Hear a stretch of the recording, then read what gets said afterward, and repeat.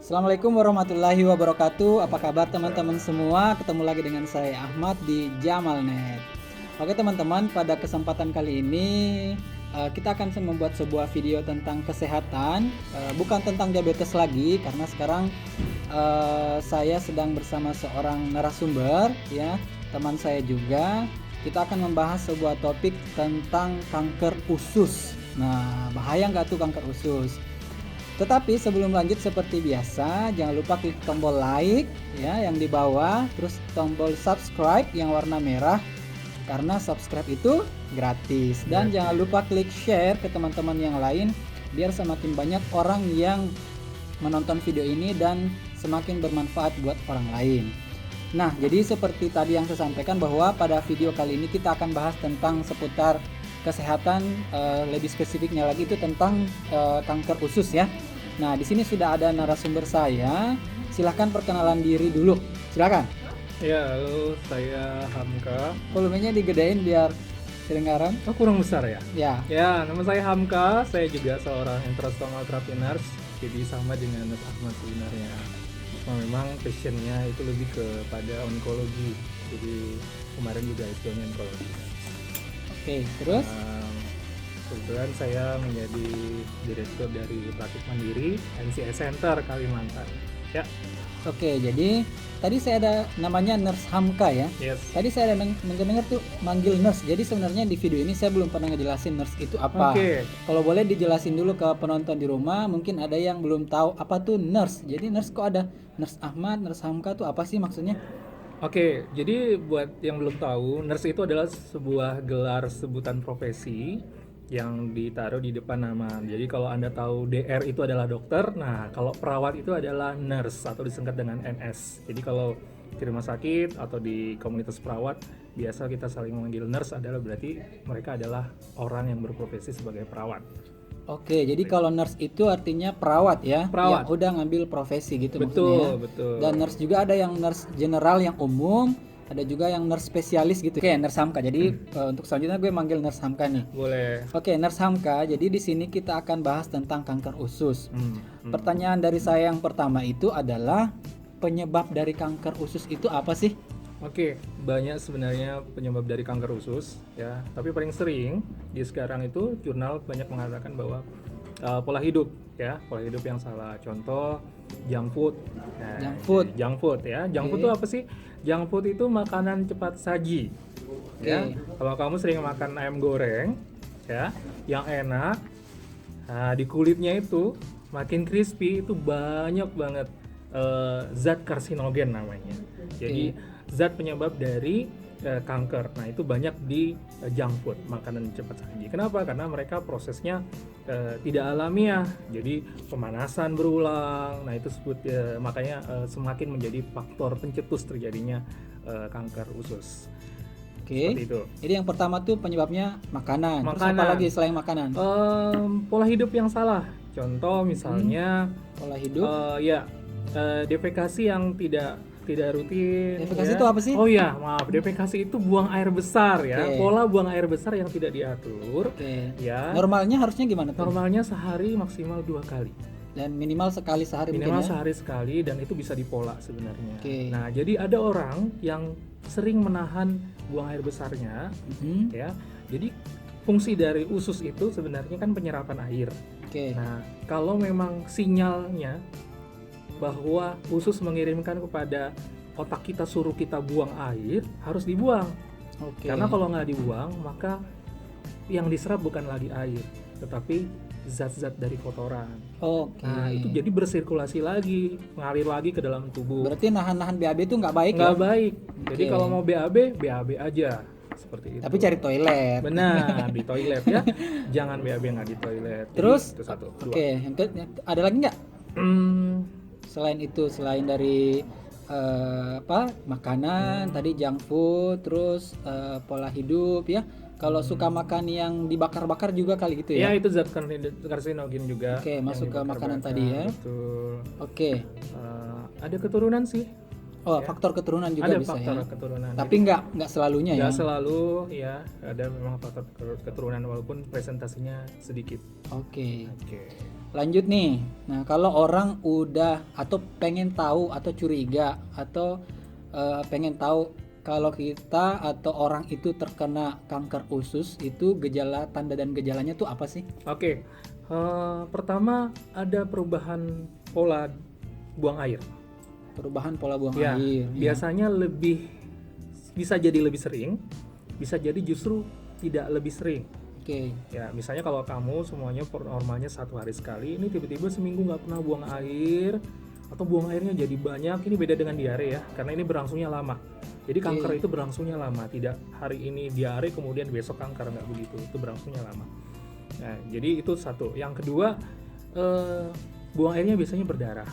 Buang airnya berdarah ya. Berdarah. Jadi buang air berdarah tuh bisa mungkin karena wasir, bisa karena kanker juga bisa ya. Betul, sama Oke. kanker juga. Jadi jangan anggap enteng kalau misalnya BAB-nya berdarah ya. Tidak boleh dianggap enteng ya, walaupun memang buang air berdarah itu banyak penyebabnya, tadi wasir atau kegagalan hati juga bisa, tapi biasanya pada kanker usus juga adalah buang airnya berdarah. Oke. Ada lagi? Beragam, ada yang terjadi benjolan di sekitar lubang anus. Oke. Itu ada muncul benjolan itu. Perutnya ada yang sampai membesar nggak? Kayak gitu? Atau teraba keras atau Beragam juga, ada yang teraba, ada yang membesar, betul, ada yang tergantung. Kalau dia kenanya di daerah bagian atas ya, misalnya transversum di usus bagian atas, biasanya ada gejala itu.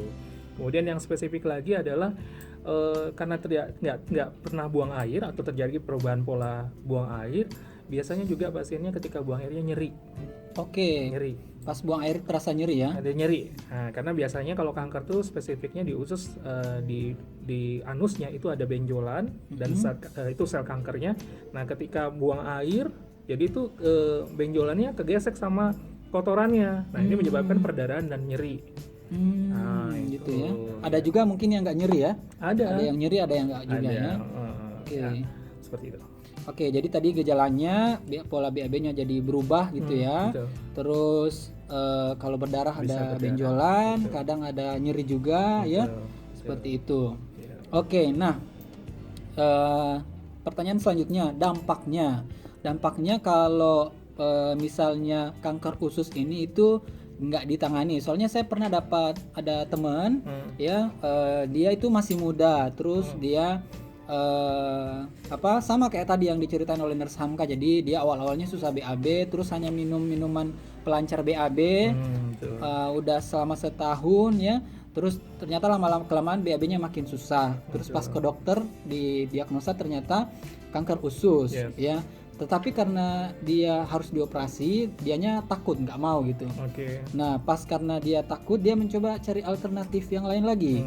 Nah, lama kelamaan ternyata alternatifnya itu malah nggak membuahkan hasil. Betul. Jadi malah semakin susah dia BAB-nya seperti itu, dan semakin berdarah ya begitu. Nah, ujung-ujungnya malah kembali lagi ke petugas kesehatan seperti itu. Nah, jadi kira-kira dampaknya kalau misalnya itu nggak ditangani itu apa? Oke, dampaknya terburuknya adalah kematian. Ya. Oke, bisa menyebabkan kematian ya. Jadi betul tadi kalau ceritanya Nurse Ahmad adalah kanker itu punya stadium. Oke. Ya, ada stadium 1, 2, 3, kemudian 4 dan terminal. Ya. Sebenarnya mereka akan menunjukkan gejala di stadium-stadium awal seperti tadi itu. Ya. Artinya kalau kita bicara tentang stadium, itu kita bicara tentang waktu. Oke. Ketika Anda menemukan gejala, harusnya secepatnya langsung ke pelayanan kesehatan. Dalam hal ini adalah boleh ke perawat khusus untuk onkologi, atau boleh ke dokter khusus kanker atau onkologi. Jadi tidak berlanjut ke stadium 2, tidak berlanjut ke stadium 3 dan stadium 4. Cerita tadi itu sebenarnya mungkin saja waktu keluhan pertama tidak buang air itu masih stadium 1. Oke, jadi ada stadium-stadiumnya. Ada ya? stadiumnya. Dan lebih bagus ditangani pada Di saat awal-awal stadium ya. awal. Nah, kemudian dia pergi cari alternatif, minum ini, minum itu, ya, tidak menemukan hasil, tiba-tiba datang lagi ke petugas kesehatan, itu sudah gejala di stadium akhir terminal. Nah, kalau sudah di terminal, kemungkinan penyembuhannya justru semakin sulit, progresnya itu semakin jelek, kemudian treatmentnya itu juga bukan kepada penyembuhan, tapi bagaimana ini hanya mengisolasi, mengisolasi sel kanker agar tidak terlalu melebar atau metastase. Nah, Oke. jadi itu dampak paling buruknya adalah kematian. Oke. Nah, dampak lainnya sebelum kematian biasanya kalau dia sudah mengacu kepada stadium 3, ke-4 atau 2B atau 2A, biasanya sudah ada metastase. Oke, jadi menyebar ya. Penyebaran Bisa nyebar ke organ-organ yang lain ya. sekitar biasanya. Oke. Jadi paling sering sebenarnya kalau kanker usus ini ke arah depan, jadi ke organ reproduksi, Oke, atau bisa. ke arah tulang belakang, atau ke paru. Jadi itu namanya metastase. Atau kalau orang awam sebut itu anak akar gitu ya. Jadi dia berakar kemana-mana ke sel Dan kanker. itu semakin susah buat nanganinnya ya. Semakin susah karena Oke. sudah berbeda lagi penanganannya, betul. Oke, terima kasih. Nah, selanjutnya nih, kan tadi kita udah tahu penyebabnya, Yeah. gejalanya, Yeah. dampaknya gitu sangat berbahaya sampai berujung ke kematian ya. Udah. Nah, sekarang nih informasi buat teman-teman di rumah, pencegahannya gimana biar kita nggak kena kanker usus ini? Oke. Gimana? Pencegahan kanker usus yang pertama, kamu harus makan yang bagus. Makan yang bagus. Apa itu yang bagus? Yang pertama tinggi serat. Tinggi serat, contohnya Ya. kayak di mana tuh? Sayur Sayur dan buah itu buah, wajib oke. setiap hari karena dia akan membantu karena sangat tinggi seratnya, jadi dia akan membantu pola defekasi, pola BAB-nya jadi lebih lancar. Jadi perbanyak makan sayur dan buah. Betul, itu satu, berbanyak makan sayur dan buah. Kemudian yang kedua, sebisa mungkin hindari junk food atau makanan instan. Ya? Karena Oke, tadi hindari makanan junk food ya, junk food ya, seperti itu terpola. Jadi Oke. maksudnya begini, kalau Anda buang air itu tidak teratur, jam-jamnya ini dibiasakan sekarang. gempa, sorry. Ya, Terus? ada gempa ya. Jadi dibiasakan, misalnya bagusnya setiap hari itu rutin. Misalnya mau mandi, jadi dia setiap pagi harus buang air. Bagaimana cara membentuk polanya? Ada atau nggak ada yang mau Anda keluarkan, Anda harus tetap jongkok di toilet. Jadi dibiasakan kayak gitu setiap Dibiasakan, hari ya, iya. sampai dia Sampai terpola kayak terpola. gitu. Jadi Jadi- mau BAB apa enggak, tetap jongkok aja dulu ya. Betul, Oke. jongkok aja dulu. Nah itu jadi pola defekasi. Kemudian yang ketiga olahraga. Ya, Oke. itu nggak jadi perubahan pola hidup, jadi olahraga. Olahraga biar metabolismenya bagus ya. Metabolismenya bagus, Oke. ya, seperti itu. Sama tadi ya, Atur makan.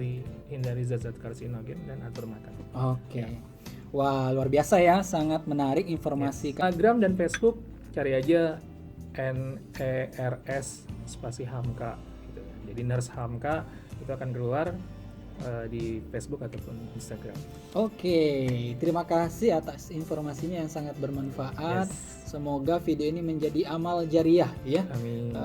Untuk teman-teman semua dimanapun berada. Ya. Terima kasih untuk teman-teman semua yang sudah menonton video ini.